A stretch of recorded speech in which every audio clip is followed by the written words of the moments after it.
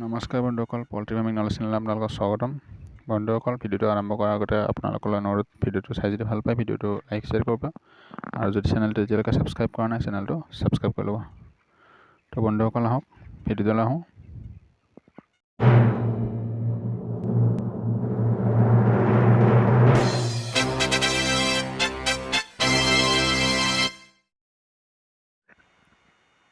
তো বন্ধুসকল, আজি 21 নম্বৰ দিন ৰানিং। তো এতিয়া দিনৰ ভাগত ভিডিঅ' বনাই আছোঁ মই, মানে এতিয়া প্ৰায় 2টা বাজিলে। তো মই এতিয়া দেখিছে পৰ্দা চৰ্দাটো চব উঠাই দিছোঁ, মানে বেছিভাগ যিবিলাক মানে বতাহটো বেছিকৈ আহে সেইবিলাক উঠোৱা নাই, বাকীবোৰ পৰ্দা উঠোৱা আছে। সেইফালৰ পৰা বতাহটো অলপ বেছিকৈ আহে মানে এই চাইডে, সেইকাৰণে এইটো উঠোৱা নাই। আৰু বাকী বতাহটো মই উঠোৱা নাই কাৰণ ঠিকে আছে, কিন্তু ফেন লগাই দিছোঁ, দেখিছে ফেন লগোৱা আছে। সেয়ে চাওক, আজি 21 নম্বৰ দিন। ফেন লগা কাৰণটো হ'ল, ফেন মই ৰেকিং কৰা টাইমত মানে লগাই আছোঁ কেইদিন ৰেগুলাৰ। তো ৰেকিং কৰিছোঁ মই এতিয়া মানে 2টা বজাত, কাৰণ ৰাতিপুৱাই সোনকালে মানে ৰেকিং কৰা নাই মই কেতিয়াও কেইদিন ৰেগুলাৰ। চাওক টুটো কেনেদৰে আছে, এইটো আছে মাজত আছে সেনেকুৱা, আৰু বাকী দেখিছে অলপ অলপ চকালা বান্ধিছে, তথাপিও মানে ৰেকিং কৰি আছোঁ। আৰু যোনবিলাকত মানে বেছিকৈ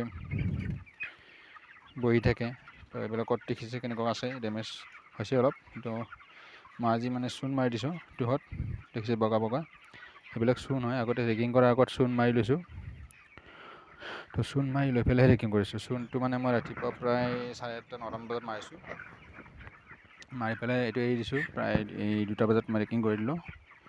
ৰেকিং কৰা সময়তটো ফেন চলাইছোঁ, দেখিছে এইখিনি ৰেগুলাৰ চলাই আছোঁ।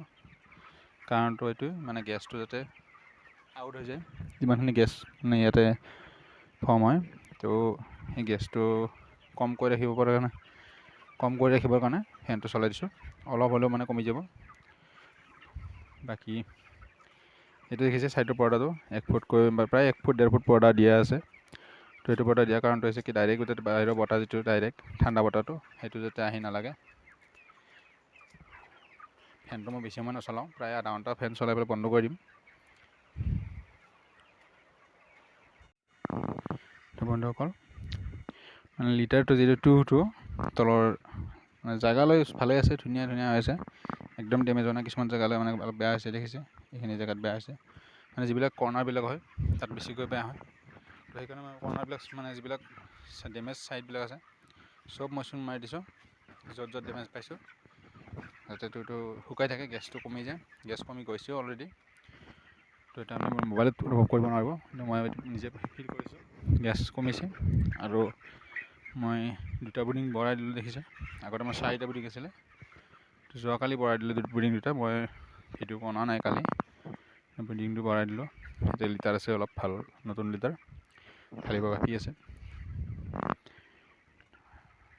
দেখিছে এইটো বুডিং বঢ়োৱা আছে, এই 2টা বঢ়াই দিলোঁ। তো বঢ়াওঁতে মানে মই চব মানে বাচি পেলাই আনিছোঁ মুৰ্গীখিনি, যাতে যিখিনি মানে সৰু পোৱালি, যিখিনি মানে মাইকী মুৰ্গী, সেইখিনি বাচি পেলাই আনিছোঁ। প্ৰায় 350কৈ এটা বুডিঙত আছে, তো সেইখিনি বাচি পেলাই মই ইয়াতে আনি দিছোঁ, যাতে ইহঁতে অলপ ভালদৰে দানা খাব পাৰে, যাতে ডিষ্টাৰ্ব নাপায় কোনো। কাৰণ মতা মুৰ্গীবিলাকৰ লগত ইহঁতে বলটো কম পায়, অলপ মানে ভালদৰে খাব নোৱাৰে, সিহঁতে খাব চান্স নিদিয়ে। বাচি দিলে অলপ ৱেইটটো অলপ বেছি আহিব, তেনেদৰে কৰিলে ভাল। মুৰ্গী বাচি দিলে অলপ হ'লে আপুনি ৰিজাল্টৰ মানে ডিফাৰেঞ্চ পাব। আৰু তেনেদৰে কৰি আছোঁ। দানাটো এতিয়া মই এক টাইম দানা দি আছোঁ, ৰাতিপুৱা দিওঁ বাছ, ৰাতি আৰু দানা নিদিওঁ। যিখিনি থাকে মানে ৰাতিপুৱা দিলে মানে প্ৰায় 3টা 4টামান বজাত দানা শেষ হৈ যায়। তো ঠাণ্ডা দিনত ৰাতি পাৰিলে দানাটো কমকৈ খুৱাব লাগে, দিনত বেছিকৈ খুৱাব লাগে। কাৰণ ৰাতি দানাটো কমকৈ খোৱালে যিটো আপোনাৰ এচাইটিছৰ প্ৰব্লেম থাকে, সেইটো প্ৰব্লেম অলপ কম হয়।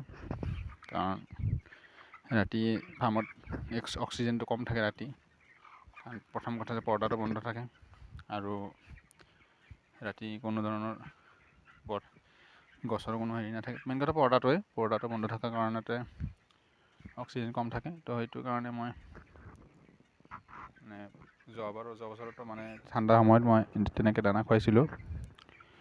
তো তেনেধৰণে দানা খুৱাব লাগে।